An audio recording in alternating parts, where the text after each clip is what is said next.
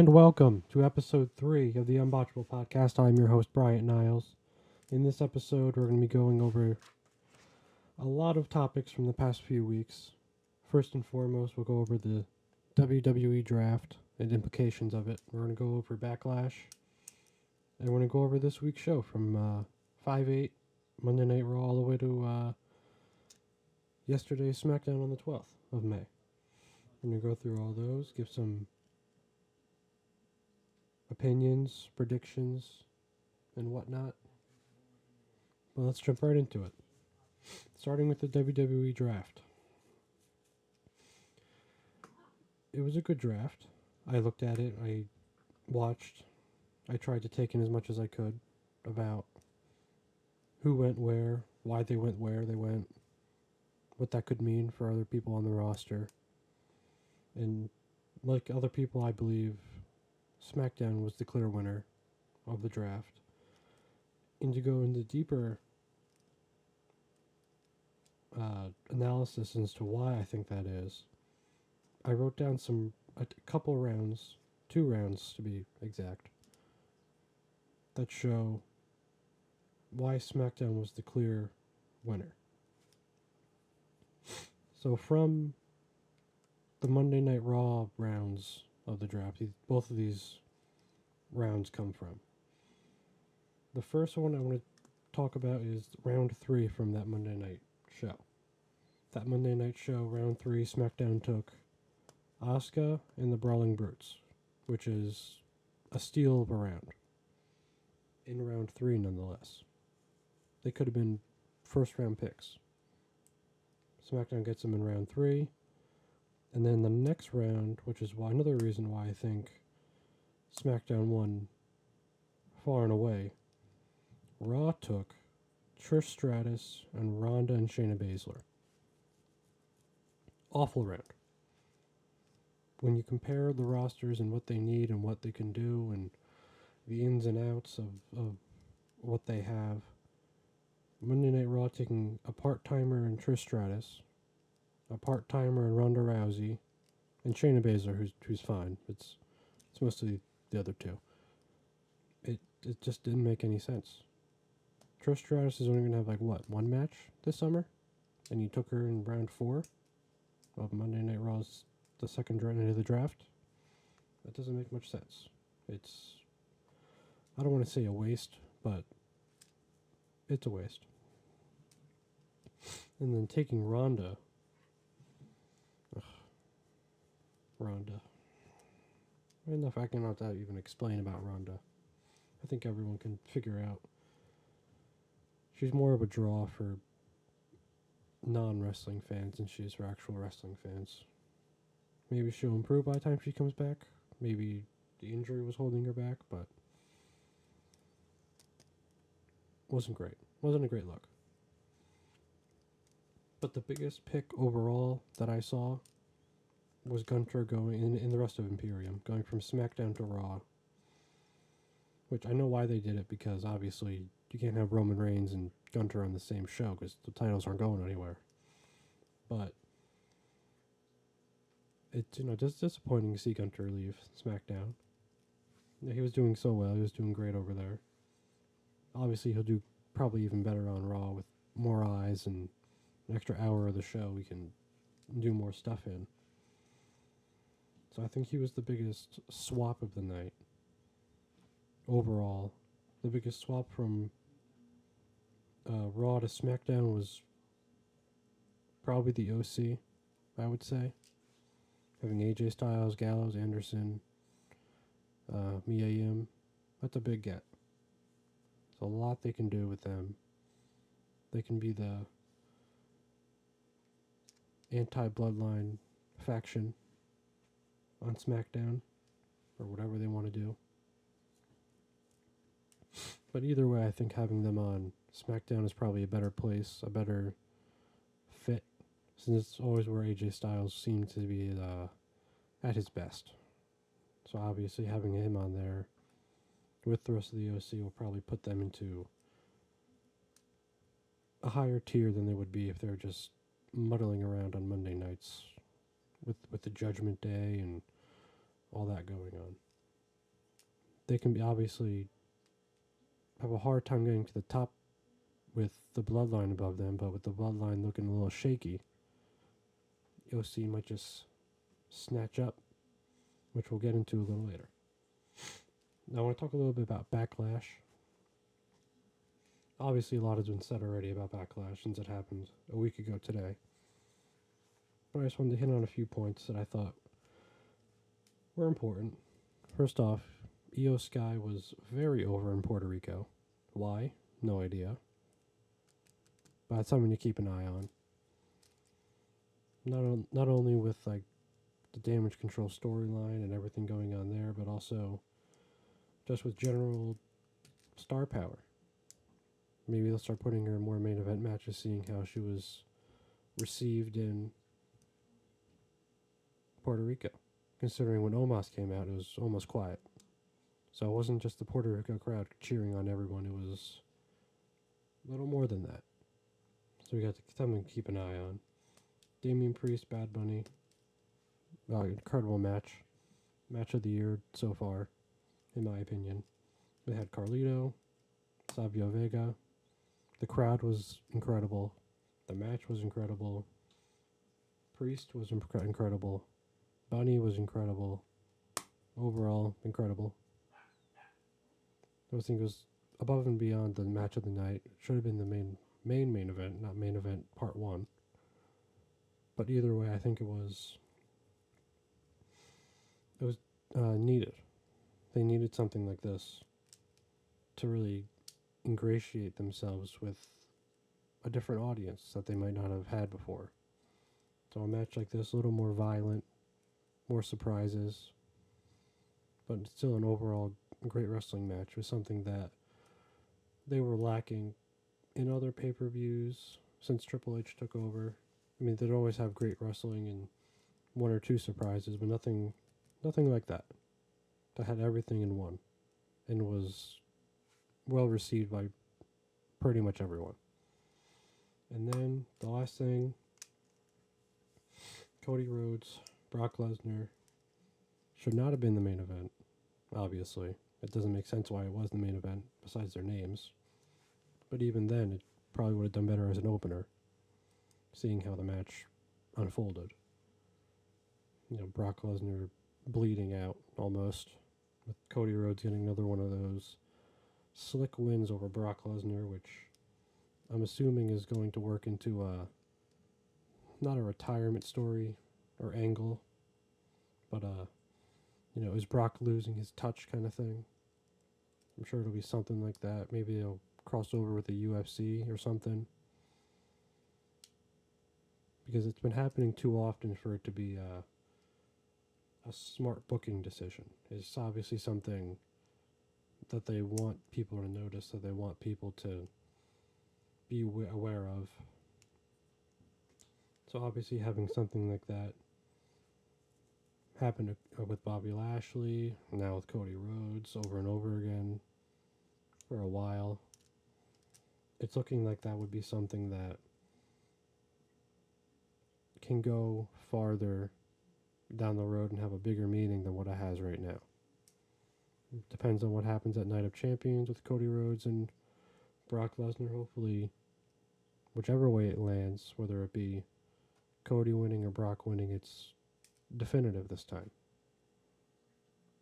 And we have a winner that gets a pinfall or a submission or something. And it's not just a roll-up or one of those Austin Theory title retentions, which also happened at Backlash. Another one just falls into covers, falls into this, lucks into that, which obviously for him works great, but for Cody Rhodes doesn't make any sense why he would need a victory like that in a match like that in the main event in Puerto Rico when it could have been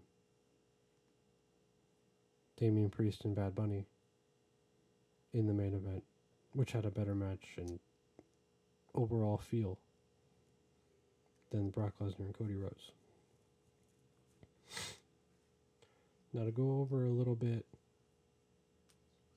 on the shows for this week, we had Monday Night Raw 5/8, May 8th. Wasn't a bad show. Some things that I took down that I thought are worth talking about a little bit. The Becky Lynch and Trish Stratus storyline might get old pretty quick. Nothing against the storyline, but if it's planned for SummerSlam and it's in the middle of May, that means we're either going to not see one or both of them for a while. They won't be doing anything else. And it'll just carry on the same kind of thing, like what was happening with the Rey and Dominic Mysterio, until Rey switched brands to give it a rest. But with the draft just happening, there's really no way to split it up to give them a rest and not have a storyline going on for like 6 months, 5 months, 4 months. So they need something, whether it be, Trish Stratus taking a little break and letting Becky fight somebody until it's like maybe a month and a half before SummerSlam. I mean, if they're not doing it at SummerSlam, then that doesn't matter. It won't get stale because it'll be in the Night of Champions or whatever's next. It'll be sooner than SummerSlam, but assuming it's at SummerSlam, which is, I believe, to be the plan, then it might get stale pretty quick. Because it's not really a deep story when compared to the other stuff we have. I mean, it's deeper than most women's storylines have been so far, which is a plus. But when you're going to drag it out for that long, it has to be like Bloodline, Sami Zayn layers thick for it to be able to get to SummerSlam and not lose a lot of momentum or actually be able to gain momentum going into it, which it's going to need something to spice it up to get it to that level by that time. And another big thing, well, there's a lot of big things, but I only have two that I wrote down to talk about. The other one was The Way getting back together with Indy Hartwell making her debut, Johnny Gargano, Candice LeRae, Dexter Lumis. But what was more important was the mention that he is on his way back. Who is he? He is Ciampa. Assuming he gets his first name back, Tommaso Ciampa. Which is big. I was talking about it, and he had a lot of momentum before he got hurt. He was facing off Bobby Lashley. He was doing the U.S. title stuff with The Miz, which obviously sounds like it's over now with The Miz, so that's a plus. But he was really gaining momentum quick. He was, I don't want to say on the fast track, but he was on at least middle of the road. Like he was getting there. He wasn't sitting with no crowd reactions or anything. He was getting the reactions. He was getting great input. He was getting great matches, great promos. He was with The Miz, so he was a heat magnet. But I think putting him back with Gargano, DIY, doing that whole thing, first off, it'll be good for the tag team division. It'll lead to what we can presume is another chapter in the Tommaso Ciampa, Johnny Gargano rivalry. But this time on the main roster, which to me, it gives a lot of the Sami Zayn and Kevin Owens vibe. Like that's how deep it goes, which I think is going to help them both a lot in the long run. Just like it's helped Sami Zayn and Kevin Owens, which I'm sure we'll be getting another one of those probably before the year's over. So at least we have that to look forward to. We have that other rivalry to look forward to. But in the meantime, their tag team run is going to be a very important one for Monday nights, because if they're able to succeed at the level that they were able to succeed in NXT and get us over with the crowd as they were there, and all that kind of stuff, then there's no reason that they both can't main event WrestleMania next year or anything like that. They can do anything. Since Johnny came back, he's had the good matches, had good performances, but hasn't been able to really get the crowd on his side at all times like he probably wants to. I mean, like, he had some times with The Miz, he was able to get him on his side. But when it comes to his music hitting and the crowd getting excited out of their seats and all that, he hasn't got that much success in that area. Whether that be because they don't like the remix of Rebel Heart, it's not my call. It was don't know why they even did that. Well, probably like the copyright or whatever, but it also just kind of degrades the whole thing. It's not bad, but like, you hear it and then you're like, oh, I wish it was that, and then you just kind of get annoyed. So I would have rather like a whole new song kind of thing. But let's see, maybe you'll get it back, and then the crowd will love it again. But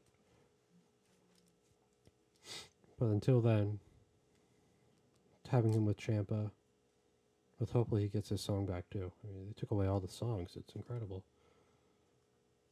And going back to like a couple of years ago, Keith Lee came up. He didn't have his song. At least Karrion Kross has his song.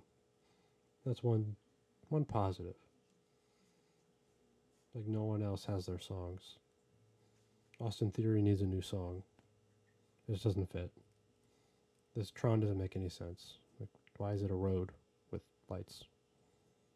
Like, I mean, like, I know what it means. Like, it's like, ooh, he's fast track. But, like, it just doesn't work. He needs something to, like, show arrogance. Like, even just his name would be better than that, Just having, like, Austin Theory, like I have with, like, the LA Knight Tron, where it's just, like, LA Knight. The Grayson Waller Tron, which, main roster fans only haven't seen, but it's like his face, his logo. Just something simple. But anyway, I'm off topic. Ciampa, Gargano, The Way, DIY, coming soon. It's going to be great. NXT, this was the first show post the draft, which it was weird because you look at it and you're expecting to see like the certain people, the Grayson Waller's, Pretty Deadly, and then they just weren't there. So it was like, oh, okay. Like, you didn't know what was happening.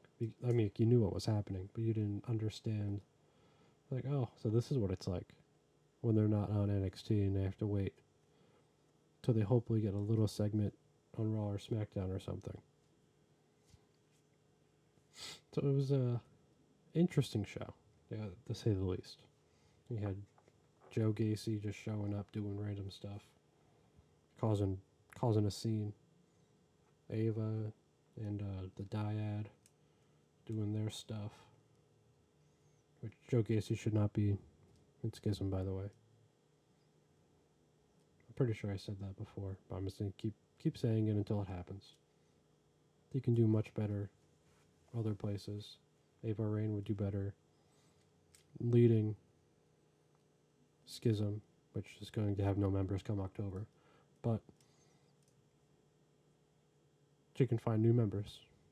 That's always something. Go out, get some new members. Use that Dwayne "The Rock" Johnson charisma and bring in new members to the Schism. But for me, I think it was a great show. I think Braun and Mello is going to be great again, like it always was. It was great before they even had a match. Now that they had a match, it's still great. It's getting even better. Braun is approaching that like Gunter. No one stands a chance against some kind of level, but he'll probably lose to Mello. So you do stand a chance against him. Nathan Frazier. He is above and beyond probably my favorite NXT talent right now. He's just a cool guy. You know, he has the charisma. He's incredible in the ring, honestly. I don't know of many people that can do what he does in the ring and then do what he does out of the ring and then make it flow. There's maybe like a few. The other one was Tyler Bate, who I looked at as that guy. But now I'm a little, not concerned, but with his new gimmick where he's like a meditating man of fun or whatever he's doing. It doesn't make sense, but I mean, like, I get it. He's like, oh man, Tyler Bate. He's all calm, cool, and collected. But like, I'd rather he just, be himself, be Tyler Bate, instead of pretending to be like some hippie. Obviously he can still wrestle. It's just that little part just gets me a little nervous about what's going on here. But Nathan Frazier, he also, like, with his I don't know if it's a talk show. I don't know how to describe it. I guess a vignette show. Maybe. Like, that's always gold. He always does great on that. So it's a name to watch out for, Nathan Frazier. He's someone who, for lack of a better term, and I've said it a lot of times, is on the fast track. And he might be getting towards that main event status relatively soon. AEW, on the 10th. Great show, probably the show of the week. I forgot. I forgot to mention the World Title Tournament on Monday. Anyway, I just overlooked it because it was Seth Rollins, which everyone expected, everyone wanted. But yeah, that was a good call. Seth Rollins, Finn Balor. That was a great final match. Seth Rollins wins. Moving on in the tournament to Night of Champions. He's there. I'll definitely talk about it on SmackDown when I get there, because I have it written down for that. So I just overlooked it when I was talking about Raw, because I was going to do it all in one thing. But yeah, that was good. Back to AEW. It was a big show. Tony Khan was talking about it like it was a pay-per-view level show, which rarely lives up to the hype, but on this Wednesday, it probably surpassed it. Miro came back. Thunder Rosa came back. Tony Khan announced the big announcement, which always cracks me up. He announces an announcement for next week, which is going to be more than likely AEW Collision, a Saturday show coming in, I think, June, July, one of those months. I want to say June, like middle of June, end of June, but I'm not 100% sure. That show had Anna Jay, AS versus Julia Hart, which was probably one of my favorite matches of the night. Just because when you look at like Julia Hart's overall presentation, it's the best thing in wrestling. There's no presentation that is quite as spot on for what it's supposed to be. I mean, like, even like when you go back like a few years with like when the Fiend was in his, I don't want to say prime, but when he was at his height, his presentation was good. But this Julia Hart's presentation and everything around the House of Black is just incredible. But Julia's more than the rest of the group is spot on, exactly what you want. The best thing going, the best presentation, the best everything. So not only did that match have that, but it was a great match. Physical, it was no holds barred.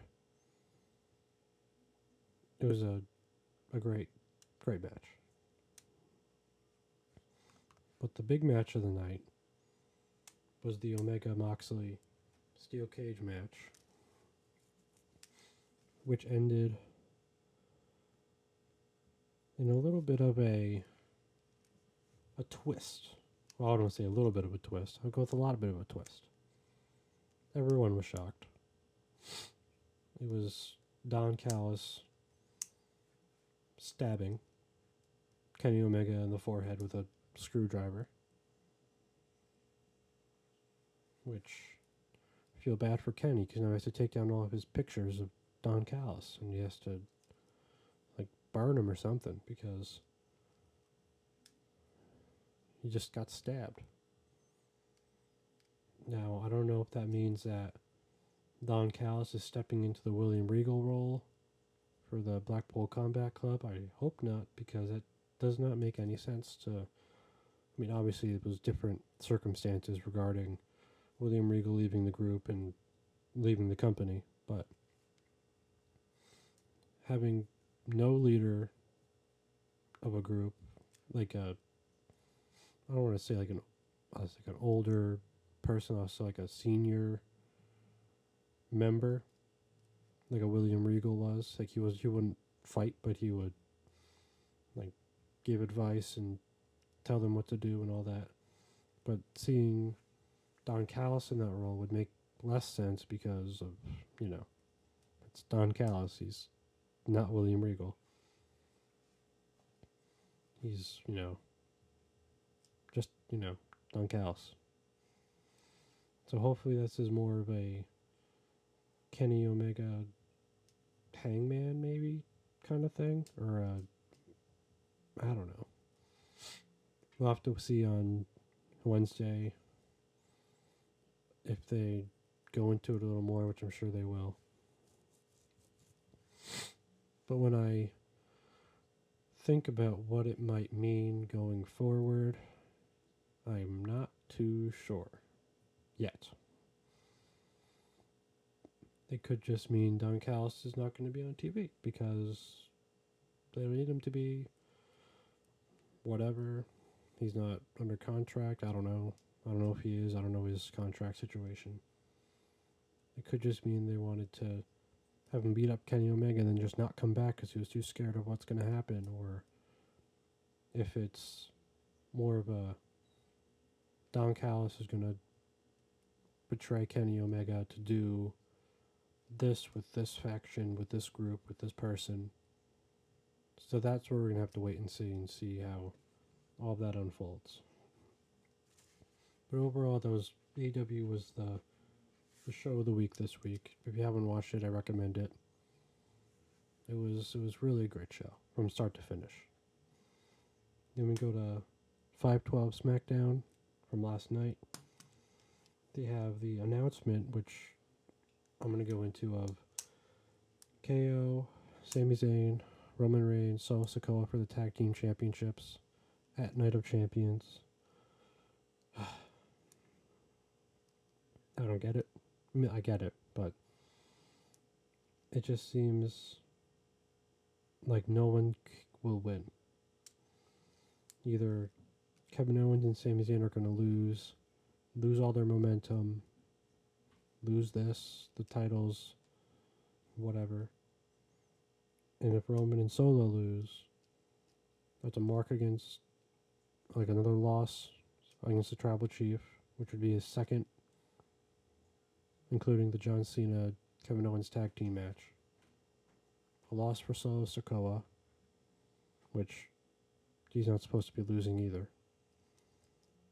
Or it would mean Usos betray Roman and Solo, which is even another layer of a loss that we're going to have if we have something like that happen. Should it happen? I don't know. I'm kind of hoping that Roman and Solo win, but then only get the SmackDown Tag Team Championships. They announced it as the Undisputed Tag Team Championship match, but I have hope. Just like how the Raw Women's Champion is on SmackDown and the SmackDown Women's Champion is on Raw. I have hope that they'll fix that. I have hope that they'll fix the Undisputed Tag Team Championship debacle, and they'll give each show a tag team championship so tag teams aren't fighting for the same thing and it's getting crowded at the top but nothing to do. This way you have two titles, two things to fight for, makes it a better show overall.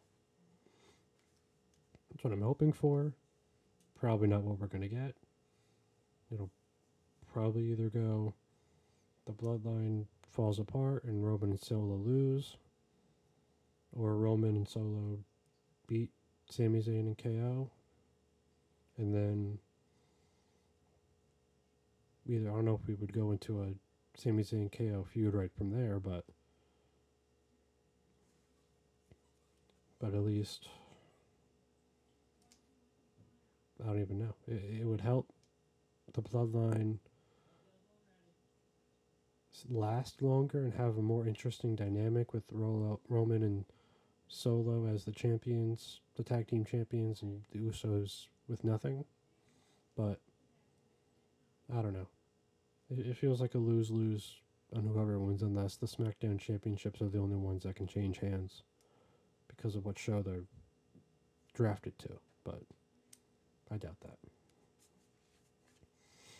And then I was looking at the U.S. title with Austin Theory holding it on SmackDown. And I just feel like it's time for someone new, a fresh face, to take it over and have a little bit of a run themselves. I only have two names right now based on what I think long term makes sense. Well, who deserves a U.S. title run? It's Karrion Kross, and I have Grayson Waller. Grayson Waller obviously being new. Maybe putting a title on him would be a little early, but when it's better to be early than late. I think if you put it on him soon, you can, I don't want to say get that heat like Austin Theory has, but you can ingratiate him to the fan base, so then they recognize, oh, that's Grayson Waller, he's the champion. I don't like him for whatever reason. Like that kind of thing.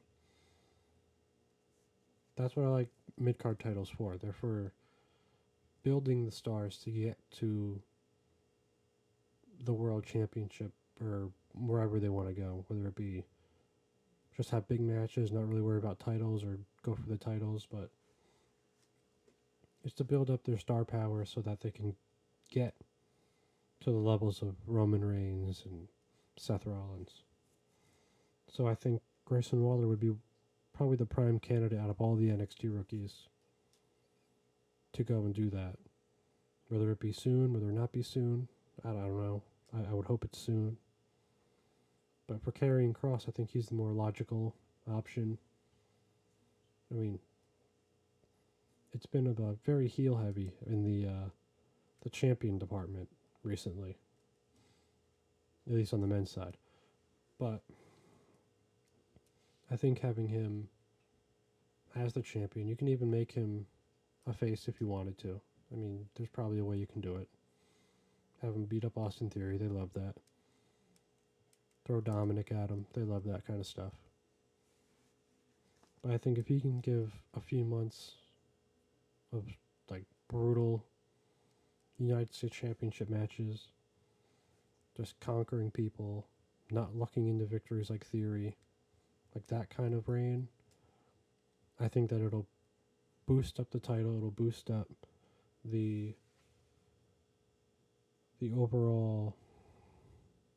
I don't want to say prestige because the prestige is already there, but the need for people to want to be U.S. champ and get their name on that lineage. I think he's the guy that can do that. That's currently on the SmackDown roster. In that Night of Champions, we have the World Heavyweight Championship final set. Seth Rollins, AJ Styles. That's what I wanted. I was upset when Bobby Lashley won. I wanted Sheamus to win his triple threat with against Austin Theory and Bobby Lashley, because I thought that was a match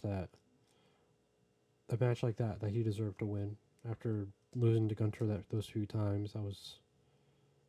I didn't think he was going to win the semifinal match, but I thought that he could win that match, and then AJ Styles would still go to the finals. But he can win that match and then have that moment where he moves on in the tournament and just not like a big win, but a sizable win for Sheamus after he's getting a lot of losses and defeats. But it's AJ Styles, Seth Rollins, that's what I wanted, that's what we need.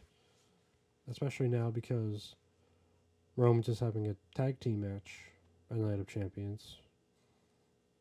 So there wouldn't be a World Championship match in, like it was the past couple of years.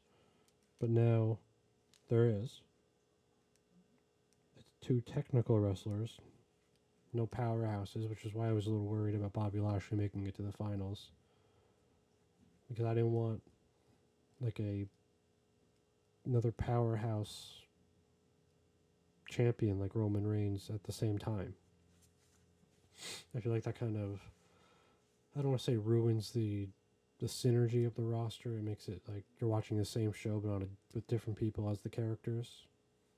But this gives everything a different feel when it's a different kind of performer, a different wrestler who moves differently and has different tools in his toolbox.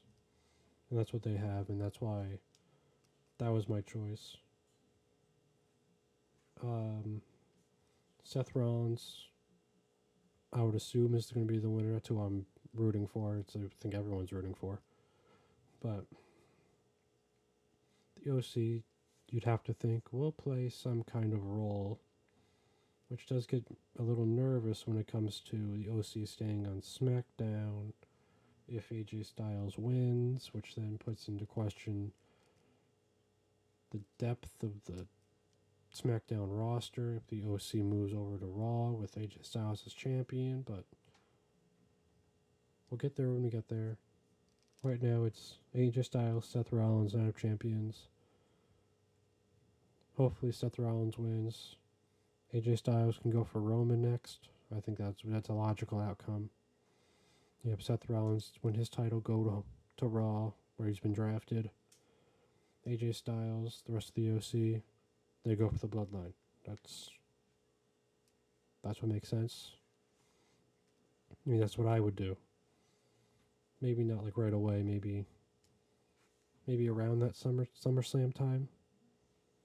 But you can build it up with the Usos and the Good Brothers and work your way there, because it's a faction. It's not just two people, so you can work your way up. But that's what I would do. Now that is going to do it for this episode. I want to thank you guys so much for listening. Let me know your opinions, what you think of my opinions.